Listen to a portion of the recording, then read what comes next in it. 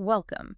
Today we're doing a deep dive into a really quite unique personal letter. It's called Carta ao Jesus Humano. That's Letter to the Human Jesus. Right. It's a single piece, very poetic. And our mission really is to explore why the author zooms in so much on the human aspects of Jesus. What is it about that perspective that, well, resonates? It's interesting how it starts, isn't it? The letter jumps right in, calling him. Son of the earth, son of the people, son of hope. Exactly. It grounds him immediately, no waiting around. Why do that? Yeah. Why start with that very earthly connection? Well, I think it's a deliberate choice. It's not necessarily denying divinity, Yeah, but it's saying, let's start with the shared experience, the relatable part. makes sense. It sets a certain tone. It invites you in, perhaps, on a level playing field. We all know what it's like to be, well, human. And then it gets even more explicit. The letter actually says, it is not your divinity that touches us most deeply, but your naked, suffering, and courageous humanity.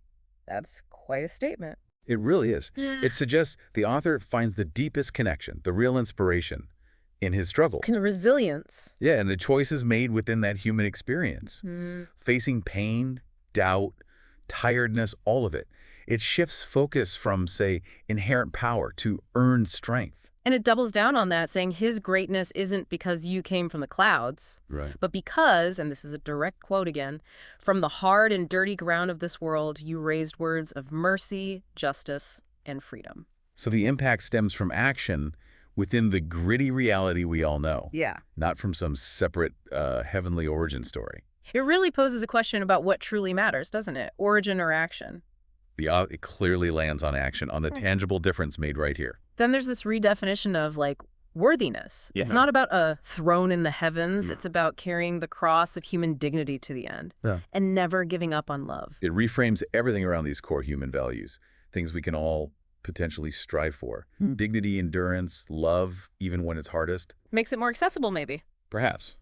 Less about divine status, more about human potential. There's another line that really jumped out. You did not ask for adoration. You asked for transformation. That puts the ball in our court, doesn't it? It really does. What kind of transformation do you think the author means? It feels very active. I think it moves beyond just, passive belief or worship.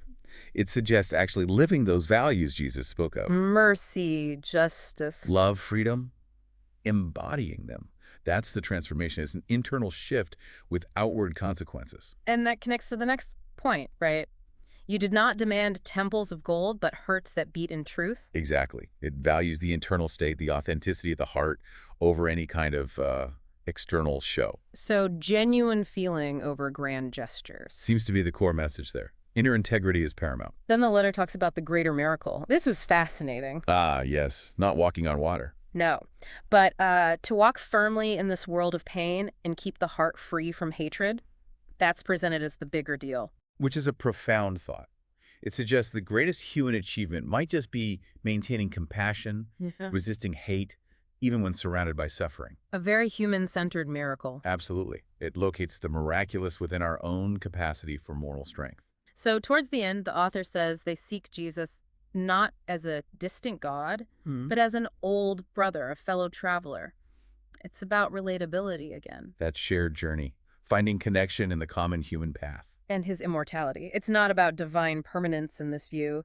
It resides in being the best that exists in our humanity. So his lasting impact comes from embodying the peak of human potential for good courage, compassion, justice.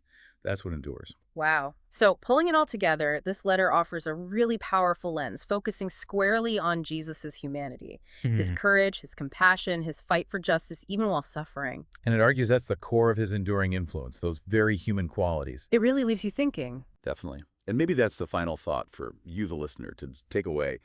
Considering this perspective, what parts of our own human experience, the struggles, the choices we make, our ability to love, what parts do you think truly define a lasting impact? What really inspires others in the long run?